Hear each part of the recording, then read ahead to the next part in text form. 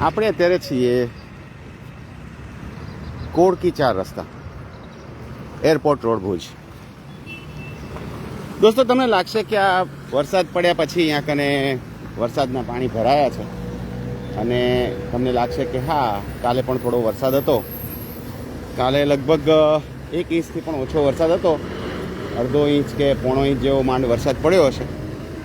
પણ તોય તમને એવું લાગી શકે છે કે આ જે પાણી છે એ પાણી વરસાદી પાણી છે. પણ બિલકુલ ખોટી વાત છે.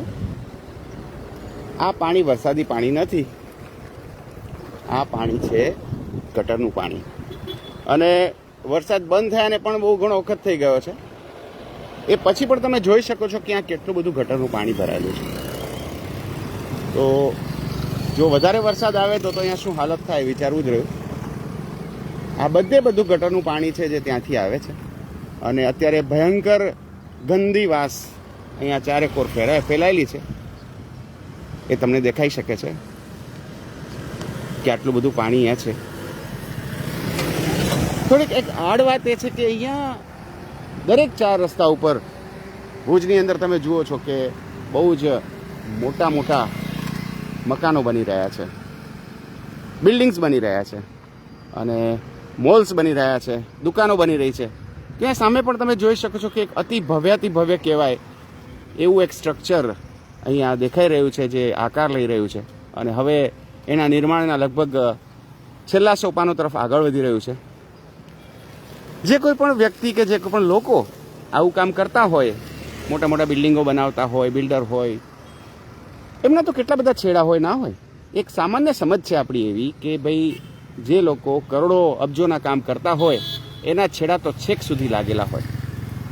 તો આપણે બિચારા આમ આદમી છીએ, આપણે તો સામાન્ય નાગરિકો કહેવાય. આપણું તો કાંઈ ઉપજે નહીં તંત્રમાં, સરકારમાં આપણું કાંઈ ના ઉપજે. આપણે તો થોડું બોલીને બેસી જઈએ, થોડું ફેસબુક લાઈવ કરી લઈએ અને આપણે એમ થાય કે ના, આપણે કંઈ કર્યું, આપણે કંઈ આપણો ધર્મ કર્યો. પણ આપણે જ્યારે રજૂઆત કરવા જઈએ કે એવું કંઈ કરીએ ત્યારે આપણે કોઈ આશા નથી હોતી કે આપણા કહેવા ઉપર કંઈ કામ થશે.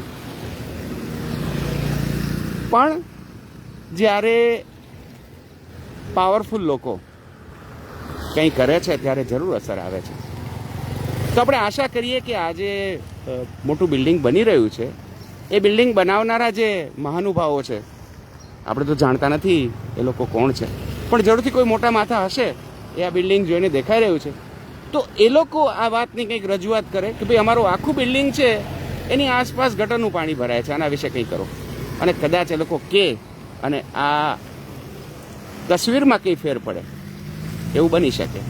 તો એવી આશા કરીએ કે નાના માણસોનું તો કોઈ સાંભળતું નથી, એ તો બહુ દીવા જેવી સ્પષ્ટ વાત છે. પણ મોટા માણસો કે જે આવા મોટા મોટા બિલ્ડિંગ બનાવે છે, મોટા મોટા પ્રોજેક્ટો લે છે, કરોડો અરબોમાં રમે છે, એ લોકોની વાત તો કદાચ સાંભળવામાં આવશે અને એમની પ્રોપર્ટીની સામે આ જે બરબાદી દેખાઈ રહી છે ગટરની, એના ઉપર કદાચ કંઈ અંકુશ આવશે. તમને શું લાગશે દોસ્તો? જરૂરથી કમેન્ટ બોક્સમાં જણાવજો. Thank you so much.